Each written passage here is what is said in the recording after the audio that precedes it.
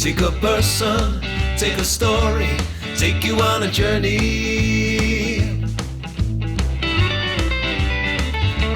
It's your take.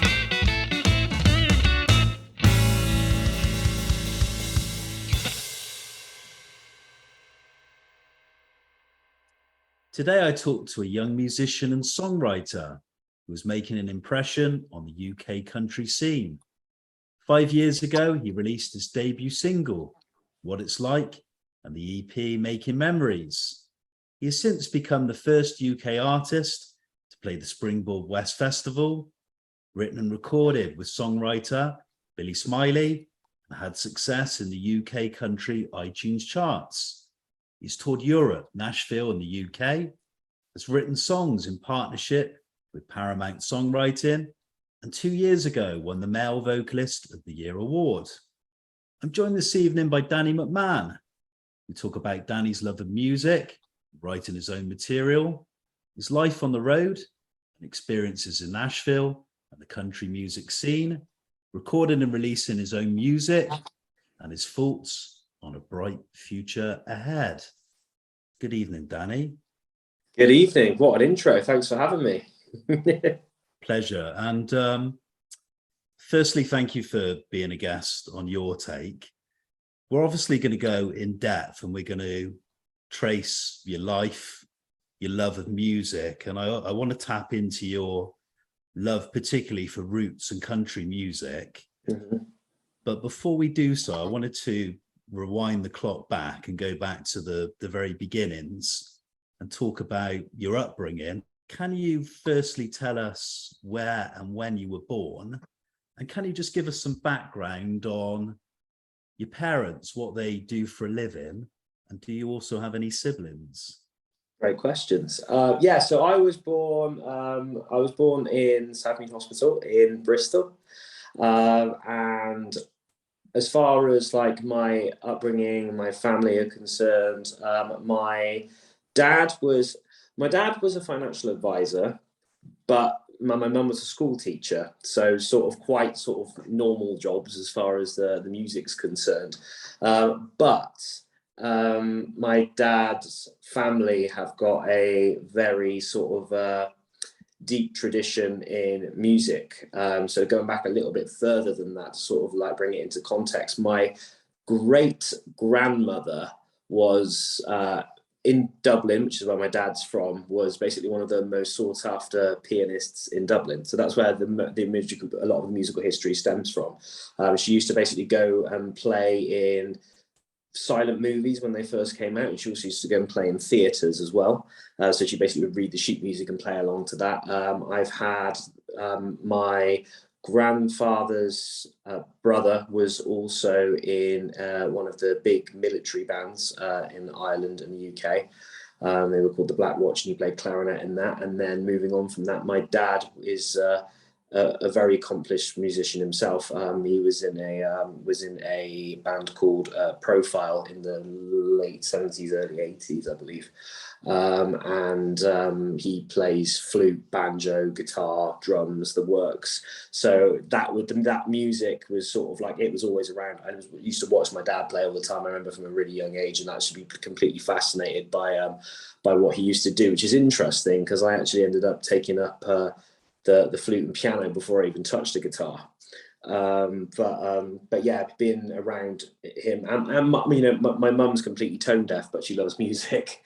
So that was that was always around the place. And they used to listen to really different things. And I think that's probably why, my tastes have become very eclectic over the years. That you're very much influenced by what's around, as you're growing up. We're born in the same place, so we've got this affiliation with the Southwest. Yeah. And you've mentioned this musical blood almost being inbred with Celtic music roots. You mentioned silent cinema as well, and your family playing amongst many stringed instruments, wind instruments as well. Mm-hmm. I wanted to move on and touch upon your schooling and ask where you went to school and which subjects you were most interested in, and did you pursue music from there? Did you go on to further education? Yes, all of it. So I didn't. I didn't start like super young. It wasn't until I got to secondary school. So my primary school experience was local to where I lived at the time. So I was actually born so I was born in Southmead Hospital because we lived in Henleaze, Bishopston area, basically on that border. So I went to primary school at Henleaze. There wasn't a lot of music around. It wasn't necessarily something that was really pushed. It wasn't until I got to secondary school where I went to St Bede's, which was a Catholic school in Lawrence Weston. That hit me like a ton of bricks going from Henleaze to Lawrence West, and that was definitely a culture shock for me at the time. But we had an amazing at that school. They were really great at like, you know, as I say, I still keep in contact with my head teacher at the time. Now she follows me on Twitter and keeps up to date with everything that I'm doing, which is amazing. But they were really great at celebrating the sort of like the unique qualities that people loved and enjoyed, and they saw from straight away that like music was something that I was obviously into, and it just hadn't been nurtured yet. So that was I said pretty much from the minute I came into secondary school, I was doing piano and flute lessons, and the school were amazing with helping me with that, because at the time my parents couldn't necessarily always afford it, so they were incredible in saying encouraging that. And then after that, by that point obviously I played in bands in school, and I knew it was something that I definitely wanted to do. I had sort of like a 2-year gap before I then went to BIM, which is a music university. For anybody who doesn't know, it's the British and Irish Modern Music Institute, and they were great and really helped me on my journey. And then I went a step further after that and actually did my my master's in songwriting and music business at Bath Spa after that as well. So I've done the full works as far as music education is concerned. Interestingly, so far we've spoken about the musical ties, and we've spoken about education and being introduced to music and playing instruments. Mm-hmm. Next, I wanted to ask you, what actually inspired you to become a songwriter and a musician? And can I also tap in and ask you where this love of country music comes from? And what was it about the country sound, the genre, and its history that made it a strong impression for you?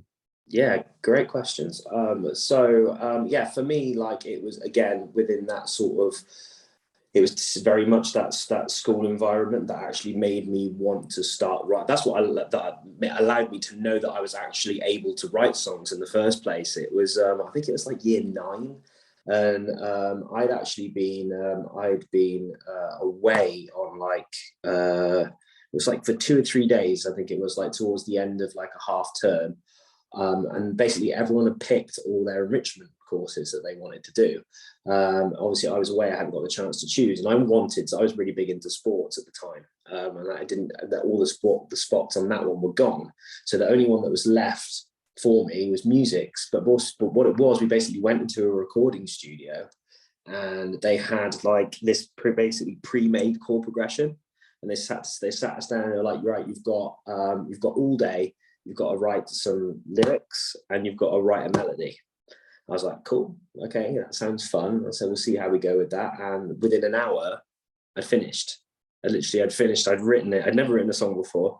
I'd written it, gone into the studio, sung it, and finished it. And the teacher came up to me at the end and she was like, Danny, I want you to do GCSE music, and basically I had to have a very stressful conversation with my French teacher at the time to tell her I wasn't doing French GCSE anymore, that I was going to be doing music, which went down like a lead balloon at the time. But it's all part of the journey, and that was the start of my journey into songwriting. And then moving on from that, it was when I'd finished my GCSEs, all I wanted to do was write songs. Obviously, when you finish your GCSEs, you have that like really big long summer because you finish at like end of May, start of June. And I literally spent that whole summer just writing songs, because it was something that I've just absolutely fell in love with. And I wrote an album, and I put it all together. And in terms of the sounds, like, I didn't realize it at the time, but even that very first album that I wrote, it was like I got my mates together and we were sort of like playing like in a rock band, really. But at the time, really, they were all country songs. I just didn't really know it at the time. I didn't have that proper understanding of what country music was, but naturally, that's what came to me, that sort of like Americana and roots. I guess, again, going back to like the influence from my parents and stuff, like my dad's favorite band of all time, the Eagles. He always had like Glenn Campbell on, like bits of Merle Haggard, all that kind of stuff. It was always around, so it was there. I just didn't, obviously at 16, you know, when everyone's sort of like, you know, playing sort of Foo Fighters and Block Party and Arctic Monkeys and whatever else was around at the time, it was very uncool to turn around and go, so yeah, I love the Eagles and Merle Haggard. People, a lot of people my age wouldn't even had a clue who those people were. But that was definitely where the influence came from. And then I moved on to like little bits after that. It was sort of it was bands like Rascal Flatts, which was sort of just coming into like mainstream radio over here. There were little bits of it that you were hearing, you know, things like Life is a Highway and in the Cars movie and all that kind of stuff. It's like, okay, like this is sort of like that sort of, it's a bit pop, it's a bit country. That's kind of like all my favorite things all in one. I just had never been exposed to that sound until I had sort of discovered it myself.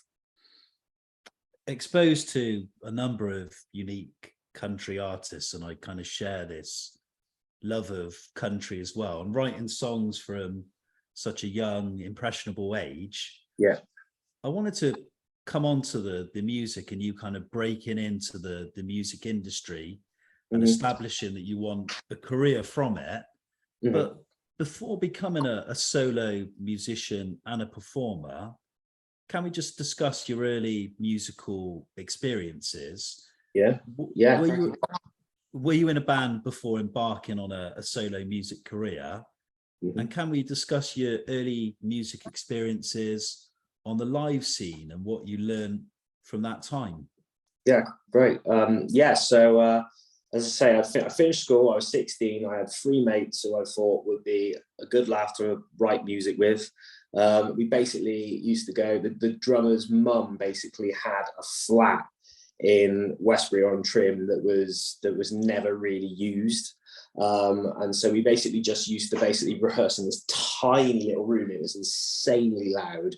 And we just used to go and like write songs and experiment there. And, you know, it was when the music industry didn't have as much of the ways, you know, there wasn't TikTok and there wasn't all this kind of stuff, you know, I mean, it was sort of 15, 16 basically. So we just used to go out and we used to play, and like, you know, I'd jump on MySpace and I'd just book shows and I'd talk to random people, and, you know, we go and play like, you know, youth clubs in Kingswood and, you know, Weston-super-Mare and like anywhere that would have us. But we were playing like, you know, seems mad to think, but we were, you know, 15, 16, like we weren't even old enough to be let into a lot of the venues, but we'd be playing pubs. You know, as I say, anything and anywhere that would have us, pretty much at one point, it was like, yeah, let's say 3 or 4 times a week. Those got to a point where it was like every night of the week. But within 6 months, we actually got really tight. So like the live scene had a lot to offer, because by that point, we'd actually had like, you know, 25, 30 songs in this band who were called The Fuel, terrible name. Literally, it was just my mate at school, just saw a Texaco station on the school bus. He was like, why don't you call your band The Fuel? We're like, yeah, fine, whatever. And suddenly we had interest from major labels. And we were basically playing, we played this massive festival. And I don't even know if it's there anymore. I don't think it is. It was out towards Western. We got off stage, and this lady called Mel Everett, who I'm still in contact with now. She's actually a radio DJ for BBC Somerset.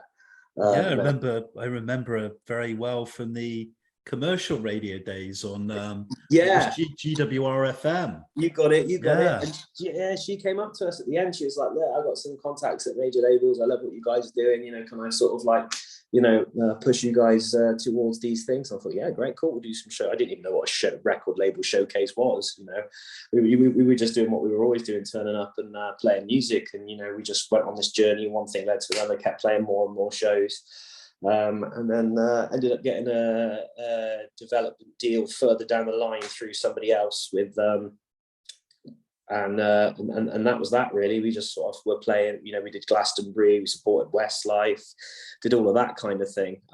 Really, I say we were super young, we were like, you know, 17, 18, doing all these really played Colston Hall, O2 Academy, all of those kind of things. And it was amazing to have those experiences so young, because it makes you grow up really, really quickly, and sort of makes you realize sort of how the industry works from dot, and that actually gives you a really solid foundation moving through. Exposed to music from a young age, we've established that. Also being talent scouted, and the journey so far has been interesting. And I want to tap into songwriting and composing your own songs, because you mentioned a love of writing. Yeah. How do you go about composing your own material, and what sort of themes or subjects do you like to write about? Good question. For me, it's just like the most important thing when you're writing a song, regardless of, like, I don't mind kind of like how it starts or even what the subject matter is, as long as it's relatable. Because at the end of the day, like, some writers love to write purely within themselves, for themselves. For me, I don't so much. I actually like for me, I think in terms of like verbal communication, for all of us at various times isn't always the easiest. I find that a lot easier through writing a song. So if that concept is relevant and relatable on a mass level, that's usually the pocket where I'm going to be sitting as far as like my writing is concerned, whether that be, you know, from the feel of the song, so sort of like, you know, how it sits sonically or lyrically. It's just as long as it's kind of got a way that people can really sort of get into it, and it's going to feel relatable to when we go out. Again, comes back to what you were saying earlier, sort of like going out and playing live and seeing real people react to music in that way. That's how I grew up. That's how I learned to play music. For me, that's always been like sort of like my nucleus, is like, when I go out and play this live, is it going to make people cry? Is it going to make people really happy? And am I going to be able to share that sort of like universal emotion with the people in the front row? That's kind of where it sits for me. How does the process work for you? Because it obviously varies from musician to musician. Is it a question of maybe writing the lyrics first and then coming up with a musical composition after, or do you sit down with a guitar and just experiment? Or does that vary depending on the moment or what that song is about? Or do you have kind of what I'm kind of trying to ask is, do you have a set routine? For me, it's probably the latter of what you said there. Like, it very much depends about like in the moment where it comes from, in terms of whether, like, you know, sometimes I'll be really feeling a groove. So if I'm really feeling a groove, I'll go to my guitar, establish that, get the melody and the lyrics kicking off that. Sometimes I'll have something that, you know, I really, really want to say, like a song like Boys Cry Too, for example. Obviously, you know, for me, that was a stab at male mental health and making sure that that was represented in the very best way possible. So that started with the lyrics, and everything else was secondary. It just very much depends on, for me, in the moment and the vibe. You know, is there something that's happened that particular night? Or sometimes, like, as cliche as it sounds, like in the past, like I've actually written like a song in a dream, for example, and I could actually hear the finished thing, and it'll be like 3 o'clock in the morning, and I'll just have to run to my voice notes, and so I'll forget it by the morning and just go like, you know, I mean, the song that got us a deal with the first band I was talking to you about, the chorus of that song, which is the one that basically got us the development deal in the first place, literally came to me at like 2:30 in the morning in the middle of a dream, and I just recorded it onto my phone. And if I hadn't have done that, my life probably would have like looked quite different, you know what I mean? So it's very, very important to capture those moments when they come around. I want to carry on with the subject of songwriting. I want to ask you how you were approached by Paramount Songwriting, and can you elaborate on the work you've done for them and your relationship with them? Yeah, of course. So that was again, that was probably, as far as like, so everything we've spoken about so far has obviously been like my role as an artist. Obviously, like, you know, within a song, the thing a lot of people don't realize is there's kind of like, there's two copyrights. One comes in the recording, one comes in the song.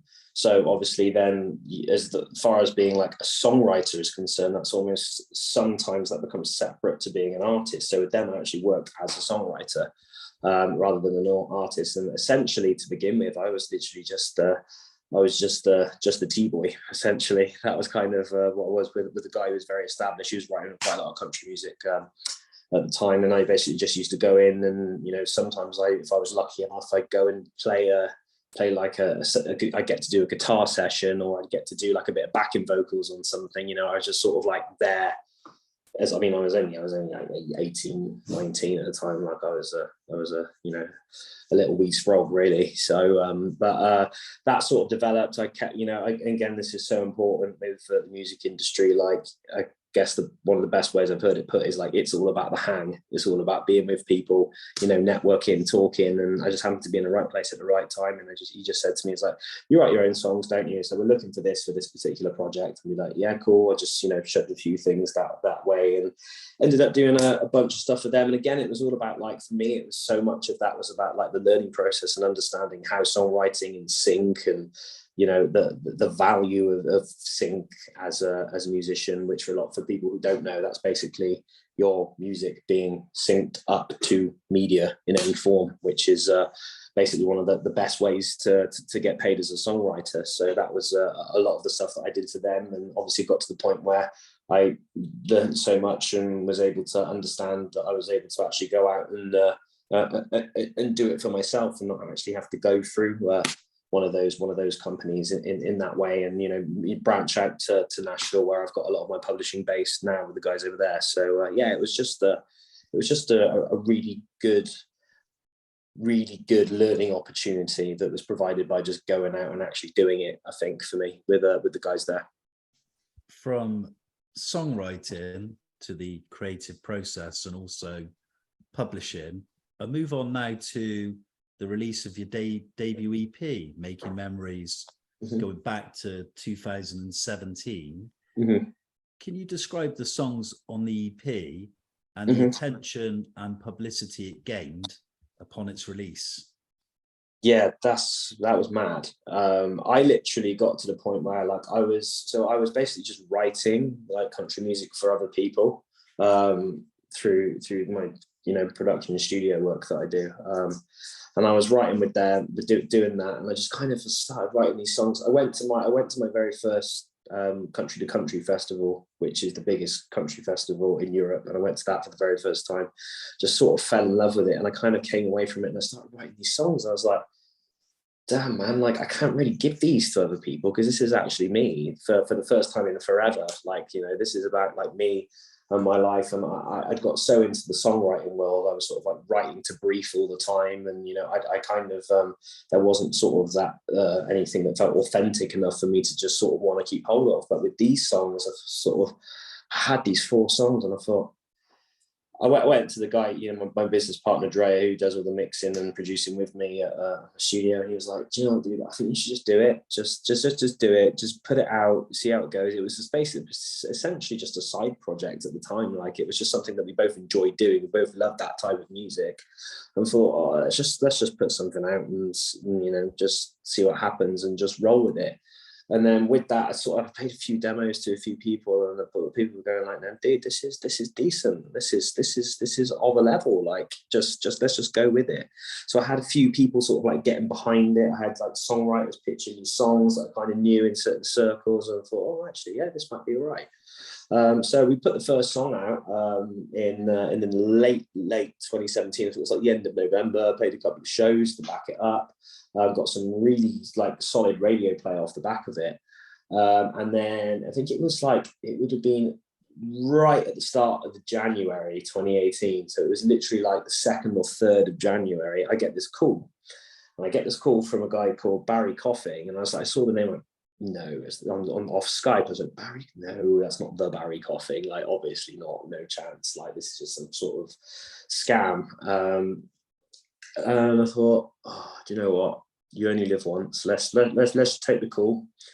Yeah, God knows what I was expecting to find the other side, and there he is, the real Barry Coughing. He's like, hey, Danny, I've heard your stuff on Reverb Nation, and we want to bring you over to LA and San Diego and put you on at Springboard. And that was which is an incredible festival.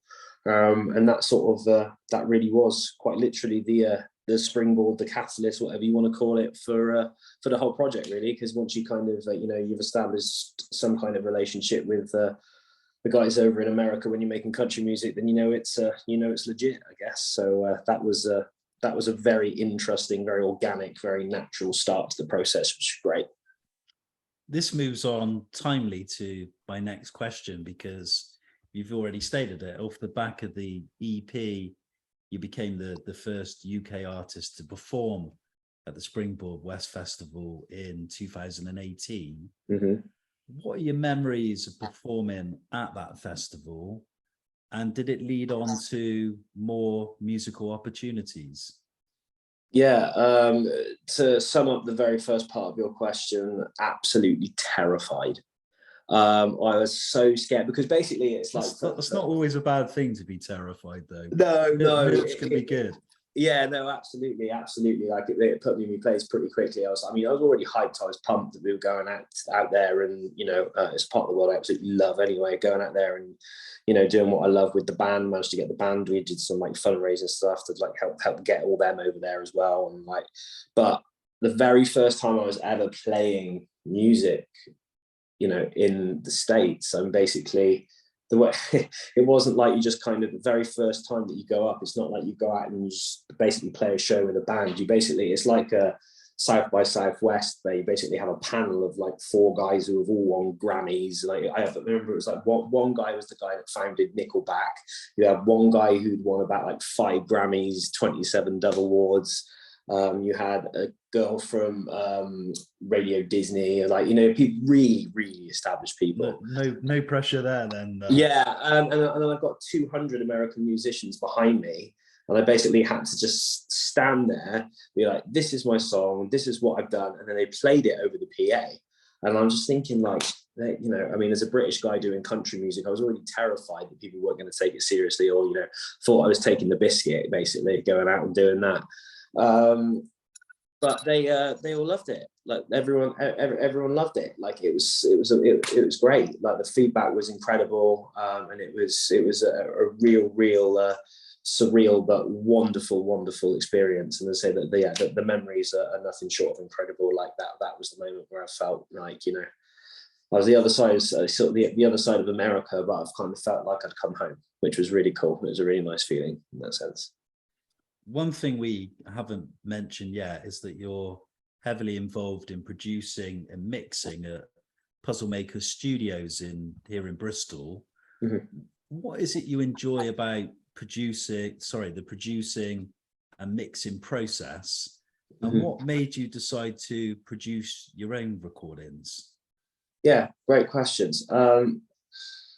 So the second part of that question all comes down to my business partner, Andrea Succi, who's my producer. So like he knows what I'm going to do next, basically. We've been working together like near and next to sort of like 10 years, basically like my whole adult life, and more. It's just like you want people around you in your camp that you can completely and utterly trust, not only to make, to ask advice from, but if there's a decision that needs to be made, in those scenarios, like I'll always trust his judgment. And I'm incredibly grateful that I've got him on side to that. So we work on everything together that we do, but that's very much why I decided, because he knows my sound, he knows what it is that I want to go for. So that's why everything that I've ever put out has always been mixed and produced by him. As far as my involvement in Puzzlemaker, in terms of how much I enjoy the process, when I was, we've gone over this, like when I was really young, like I had to literally just like trudge through the industry. I didn't really know what was coming next. I didn't have anybody to help me. I didn't have anyone to sort of help gauge it. I sort of a lot of it was just people that saw something and they kind of wanted to see how they could sort of like utilize what you were doing in the very nicest way possible. But like, I felt like I would have loved to have had somebody who was able to help me grow through that process. when I was younger, and that's the bit that I love to do with the guys, just musically, and kind of be like, this is what you need to do in helping them not only like have that studio experience, but also learn from it. As I say, like I've spoken about like the importance of education. Like for me, it doesn't stop once you leave school. Like it's really important to be educated, like as you're experiencing, time in the studio, or how like even like how copyright works, or all of that kind of. That's something that we always offer to our clients as well. Is all those kind of things, making you like the most complete version of you as a musician as physically possible, and watching the guys from when they first come in, sort of, it's like, oh, I've kind of written a song and I kind of like to get it out there. I'd like people to hear it. So it's them going from that to coming out of what they're doing with us, and having like #1 iTunes records and getting played on BBC Radio and all those stuff, often within the space of like 3 or 4 months. I absolutely love that process, and being able to give them that chance, that opportunity to really spread their wings. Is you kind of feel like a proud dad. I mean, I've never been a proud dad, but I guess that's kind of like the closest that I've felt to it in my life so far. I wanted to go back to the year 2018. Can you recall your experiences of visiting and recording in Nashville, and how did you meet songwriter and producer Billy Smiley? And can you talk about the relationship with Billy and what you learned under his tutorage? Yeah, great question. So I actually met Billy at Springboard. It's really interesting. So he'd heard me do a few bits in the afternoon whilst we were playing out there. And I actually went to bed super early that night because I was so jet lagged. I literally didn't know where I was. And then the boys come back into the hotel room at like 2 a.m, like pretty drunk. And then there's like, Danny, the producer from Nashville, he wants to sign you. I'm like, what are you? I just thought they were really drunk and just chatting like this absolute rubbish. Anyway, find out from the drummer who was more with it. He said to me, he's like, no, he wants you to go to his hotel 10 o'clock tomorrow morning. He wants to have a meeting with you. I was like, go on, okay, fair enough. This sounds interesting. Let's just kind of see where we go. So I stumbled down this road in the middle of San Diego, not really knowing where I was, using Google Maps to guide me, as we all do now. And we, I get there, meet Billy, and he was just like, yeah, man, it's like, I just want to sign. I'd love to sign you to a production deal and bring you out to my studio in Nashville, and sort of like really get you to understand how our country music works in practice in Nashville. This is moving quickly, man. This is mad.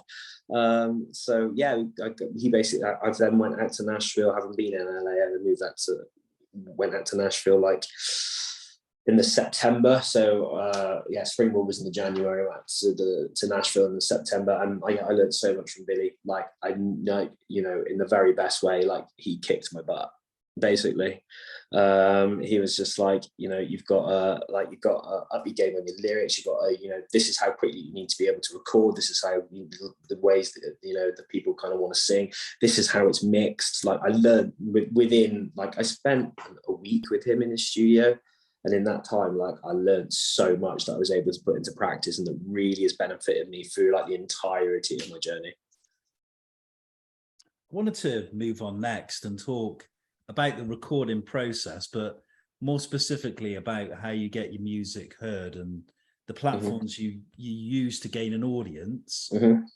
How do you go about releasing your music, and what platforms do you use and why? And can you describe the country music scene in the UK and tell us about the places and countries you've performed outside of the UK? Yeah. I mean, for me, in terms of best avenues, and like in terms of, I guess I do this with a lot of my clients as well, it's very much like about having a plan to start with. And for me, executing that plan is usually like a 6-month process, even if it's one song coming out. Like within that, that will sit within like a 6-month plan for me. So that's really important, first and foremost. Secondly, is people often ignore, in terms of getting their music out, they're all trying to get bigger and they're trying to get more successful. But whilst they do that, they tend to ignore what's in front of them. And for me, that's all about like building a community. So like, if you can build a really core community of people that are genuine, true fans of what you're doing, that's way more valuable to you as an artist coming through than it is to have 100,000 followers on Instagram where, you know, people are sort of like giving you a like, but that's about as far as the relationship goes. I think having that real core fan base is the most important thing you can do, and whatever that social space looks like to begin with, really tap into that and then grow that and use that as your absolute nucleus. For me, that was very much like, to start with, was the UK scene, and that is definitely growing, and that is definitely great. And as far as your question about the best platforms, that's always going to be different for everybody. So for certain people, TikTok works really well. For me, I really like Instagram stories because I'm kind of always doing stuff. So it's getting the guys, you know, basically having like five or six videos every day where people can see what I'm constantly doing is really important. And also, I'm really big into Spotify. Always up for debate amongst a lot of people in terms of, obviously, yes, the fact, you know, that the royalty stuff, it isn't the best in the world. However, I try and flip it, and I see it in the sense that, which can kind of come onto the question about going to other places, is that, you know, I've got like about, could be like, when I have a new song come out, I have sort of like 80 to 100 people a day listening to my music in Australia. How much would it cost me to get to Australia to promote my music to have 100 people who are listening to my music every day? A lot of money. So I get to basically have people access my music from all over the world, which I'm super, super grateful for, fundamentally, at this stage, you know. And then to answer your final question, yeah, in terms of where I've got to play, like, that for me is the best part of the job, 100%. Like, they talk about going out and playing live, but like, you know, I've been to places I just didn't even know like existed. Like, I got to, like, last summer, like, I got to play to like 3,000 people in Lithuania.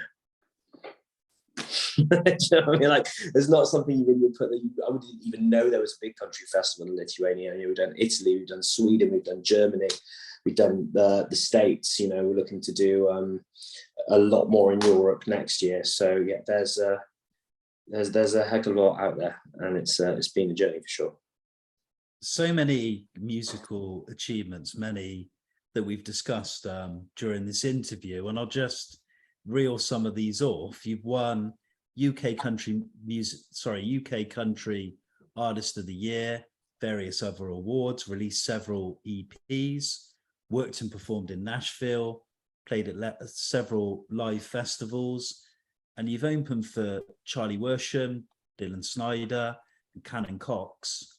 What would you say, though, is your greatest musical achievement to date, and why? And what are your future musical plans? Great question. I mean, for me, first and foremost, and this goes out to like anyone who's looking to try and make music and make a career out of music, definitely if you're looking to do it full time, is that everybody sees success, everybody views the concept of success differently. So that is definitely like, and don't be afraid for that to be subjective to you. So for me, like, you know, I mean, even something as small as like recording my own EPs and putting them out, people actually liking them, that's an achievement in itself.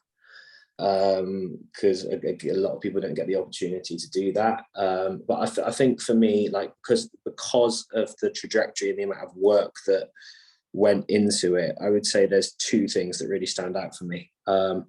One was going complete full circle this year, my very first festival that I ever went to. as a country music fan, as I said earlier, was Country to Country 2017.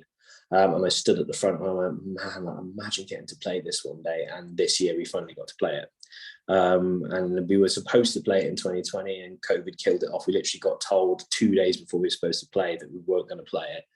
But this year came around and we got to play it. We've actually played 3 sets at the O2 Arena as part of Country to Country. And that was just unbelievable. And like, not only was it amazing to play that festival and go full circle on it, but to actually stand on those stages and literally have people sing your songs back to you that you've never seen in your life before, in that environment, having been, you know, just a young country music fan the very first time I went there, was really special.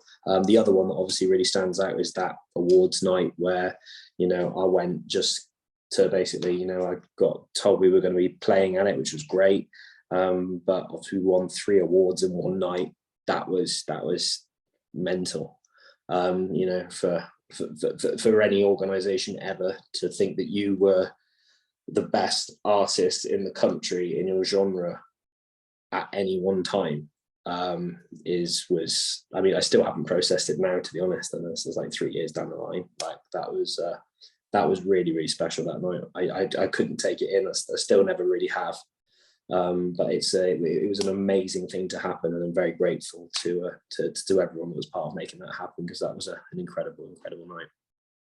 I shortly want to ask you another question related to the business side of the music industry, but it was interesting to hear your perspective on using digital platforms, because I've spoken to a number of artists who kind of originally worked in the days when you would release a album or recording and that would be sold on shops before the kind of online days, and a lot of them were very skeptical about the platforms like Spotify in terms of what royalties they pay you. So it was interesting to hear a young perspective on that, and you saying how many people get to kind of be exposed to the music and get to hear it.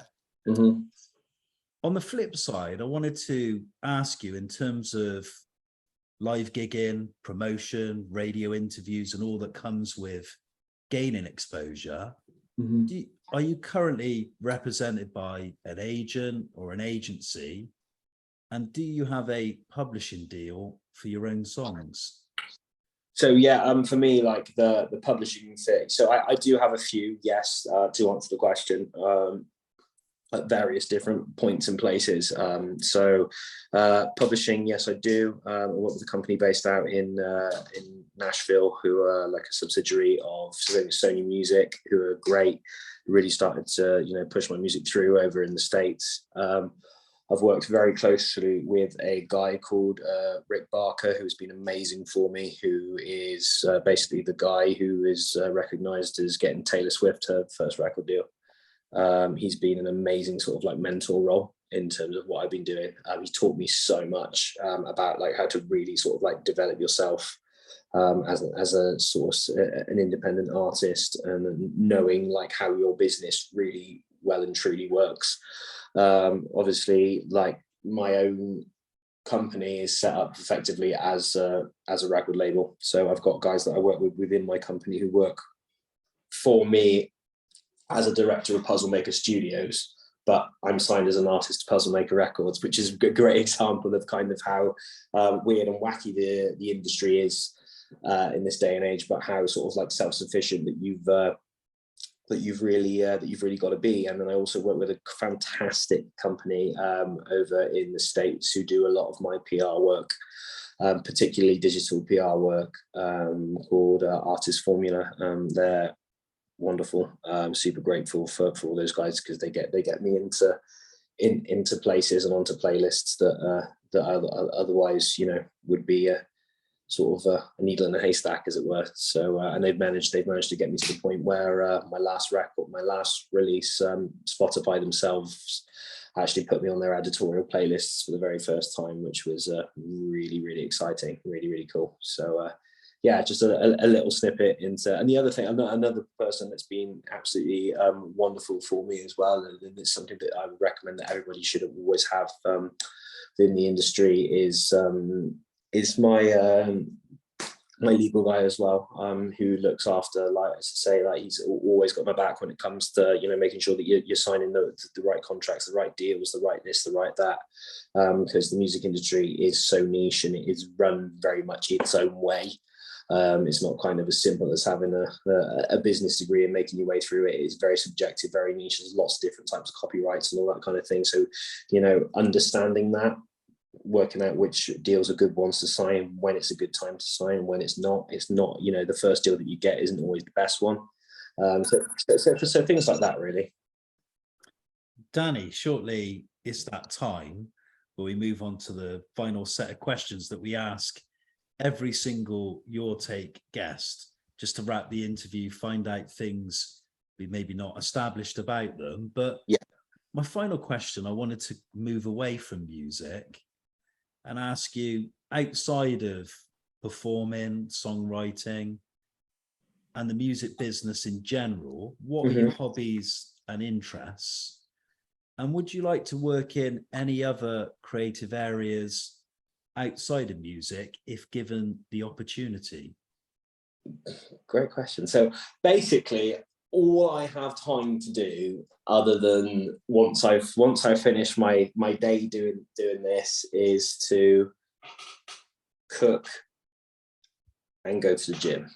And they're the two things that I do in my little spare time I have that I love to do. I'm really big into my cooking. If anybody follows me on my Instagram, that's always chucked in on the stories as well. So I love to go really in on my cooking.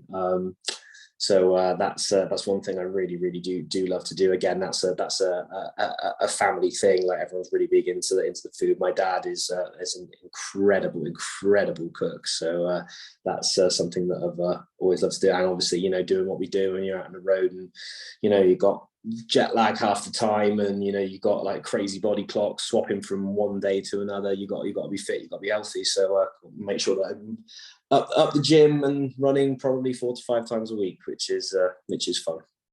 So we've done, I think, 80 plus interviews so far, talking to different people from all walks of life, but we always end up with these final set of questions. So they're quick fire questions, just to find out things maybe we've not established so far about you. Don't have to think about these in any great depth, but Danny McMahon, here they are. Number one, what would you say is your favorite pastime?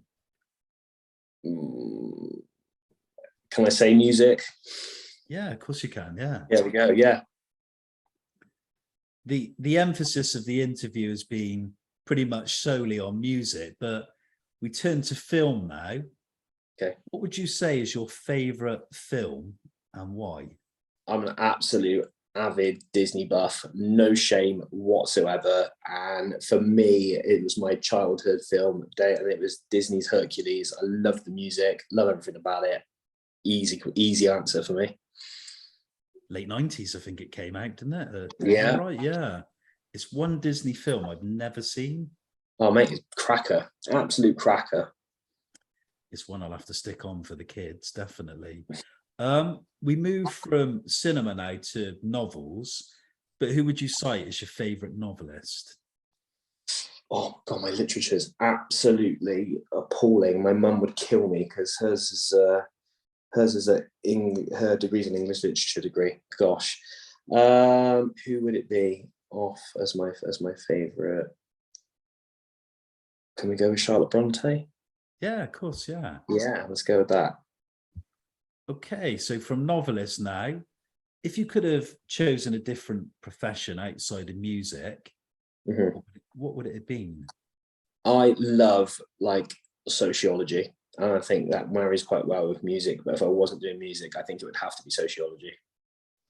We've mentioned a number of people in the interview being an inspiration on your musical journey, who've given you tutorage and given you access to the business, information and knowledge.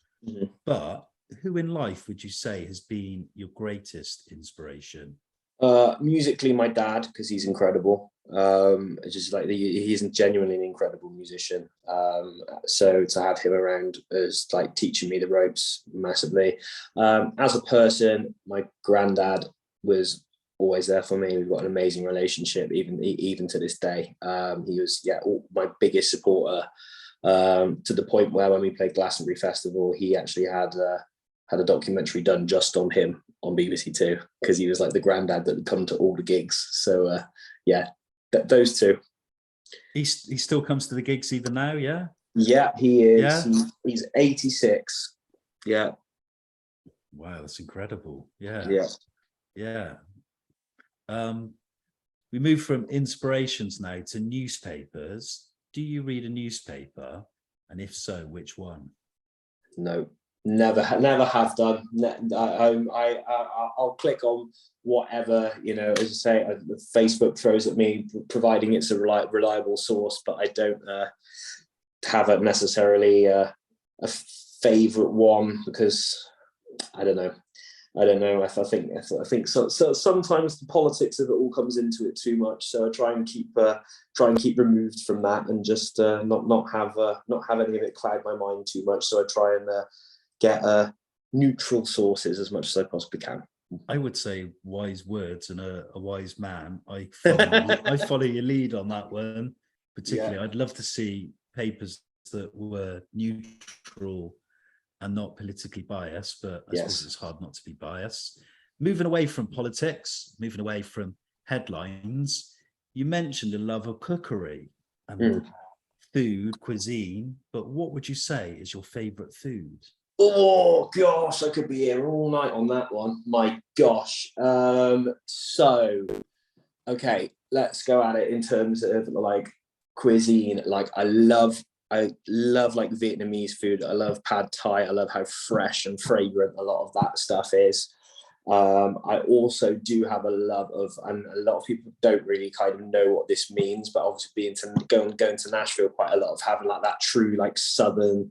I also love that really like Creole sort of stuff. So like gumbos and jambalayas, and like having stuff that takes a really long time to actually like create the flavor, and the love and the passion that goes into making something like a really like top quality like sort of New Orleans roux for those gumbos is interesting that you mentioned some of those foods, because they are referenced in a lot of New Orleans music, aren't they? Like, Fats Domino records and, early kind of R&B kind of always mentioned about those kind of foods. Yeah. Yeah, man, it's part of the culture there. Like absolutely 100%. Like it's like the food is like an integral part of the identity, which I think is awesome. It's amazing.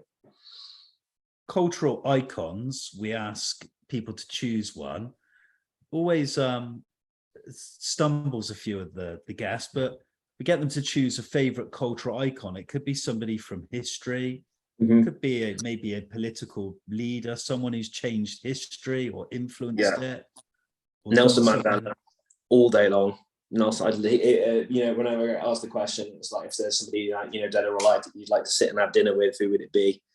Again, him, like all day long. Like what he did was very inspirational, and like talk about dedication to the cause of what you're trying to achieve. I think that was very inspirational indeed. Interesting choice. We move from Nelson Mandela as your favorite cultural and political icon, but now we ask you to choose your favorite curse word. What would it be, Danny, and why? Oh gosh, favorite curse word. For me, like being like half Irish, like the feckin' Egypt thing was everywhere. Literally, I can like my nan, God rest her soul, isn't here anymore. But if I had a pound for every time she said that to somebody, I would be. So it's almost got like it's a curse word, but it's kind of got a little piece of my heart as well. Every time I hear someone say that, it always reminds me of her. Always. You've chosen a favorite food, film. Now we move on to holiday destination or place. Where would you choose when you get some time to relax, or you want to experience some history or culture?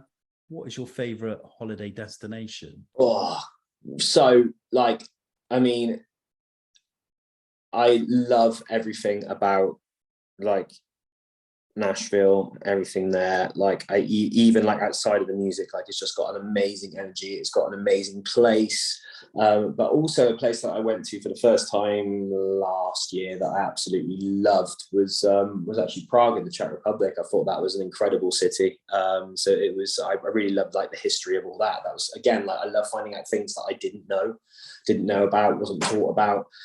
So that was another really good one for me. So like I'd say they're my two favorite places that I've been to in recent times were Prague and Nashville. Two interesting choices. I love Prague. I went 1999 or late night. I think it was late 90s. It was so cheap to eat out and drink during that time. And I remember there was like this fascination for puppetry and puppet shows when I was there. Yeah, which was interesting. And I share the sentiment with Nashville. It's an incredible place full of so many talented musicians. And that song, I don't know if you've ever heard it, Nashville Cats by the Lovin' Spoonfuls. Yes, right. Just for me, sums up what Nashville guitar pickers and musicians are really all about. It's a tremendous song, tremendous place. The next question you never really want to ask a musician or songwriter because they've got so many influences and inspirations to draw on. But who is your favorite music artist of all time? And what would you cite as your favorite album? Great question. Okay, so influence, it's the Eagles all day long because it's got the blend of like incredible songwriting, insane guitar work, amazing harmonies, like my three favorite things. And they just do it better than anyone, in my personal opinion.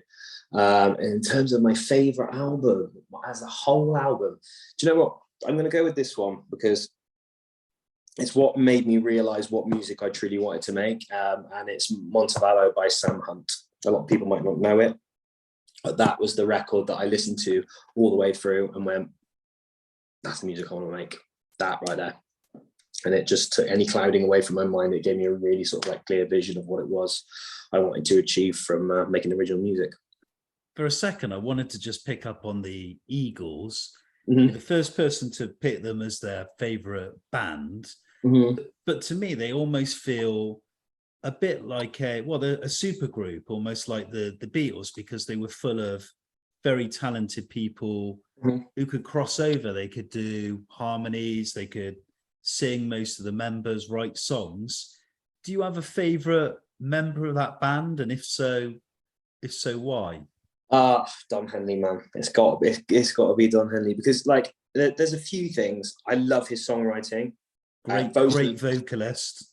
Great vocals, and also the thing that a lot of people miss out on is actually how he plays the drums. Like you can tell that he's a singer from the way that he plays, where he places the accent, where his feel is a singer playing the drums, which is really, really cool to have like that feel and that perspective on it. And that's almost why that backbeat and the way that he plays is almost quite unique. You can almost tell that it's him from the way that he's playing and the way that the songs are laid out and the fills, etc. Like it's all very focused in and around the melody. He had a successful solo career as well, didn't he? He had many hits, and Boys of Summer has to be one of my all-time favorite singles, and I think it's just a great track from the 80s. It still sounds fresh, it still sounds new, and it's exciting, and I think the lyrics are just great. Yeah, that and then the guitar, I'll say no more. I'm making a fool of myself. What would you say next is your greatest achievement to date?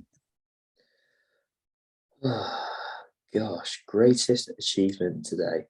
To be honest, for me, is because it's something that a lot of people always want to do and never managed to get around to, is setting up a business, making it profitable and doing it in something that I love. A good answer. And then the final question, Danny McMahon, how do you wish to be remembered? As somebody who really cared about everything they do. Simple as that. The final chapter of this evening's interview, but obviously not the final chapter in your musical endeavors and what might happen in the future. But I wanted to thank you for being a guest first and foremost and sharing your story and your journey. Thank you kindly. Thanks for having me. It's been really interesting. It's been interesting to have a musician who is so young, but what's been interesting throughout is almost this methodical business mind that you always knew what you wanted to set out and do. And it almost seemed like it was very much organized, almost like a game of chess. I know that seems a stupid analogy, but it seemed like, some guests I've spoken to who have got into music, whether they be songwriters or performers, have said partly a lot of it has been by accident, being in the right place at the right time. But it just seemed throughout the whole interview that you very much knew what you wanted to do at a young age, and it was like, go out and get it. And it's been really interesting to listen to that and hear your points of view about that and how the industry is changing and what you need to do to tap in to be successful, but most importantly, make a living from it. Yeah, I appreciate that, man. Yeah, no, it's I mean, a lot of my mates always say, you've basically been 40 from the age of 16. I guess it's kind of the way that I've kind of just always seen it. And as I say, that's I said to everyone, I said it to my mum and dad, like, as soon as I started writing songs, as soon as I'd started playing gigs, I was like, that's what I'm doing, that's it. No questions asked. People say, a lot of people, you get the question like, why do you do it? Why do you do music? To be honest, I don't know. I just do it. I do it because that's what I feel like I'm here to do. In whatever capacity that is, I don't care whether that's playing a pub, whether that's making an iTunes #1 record,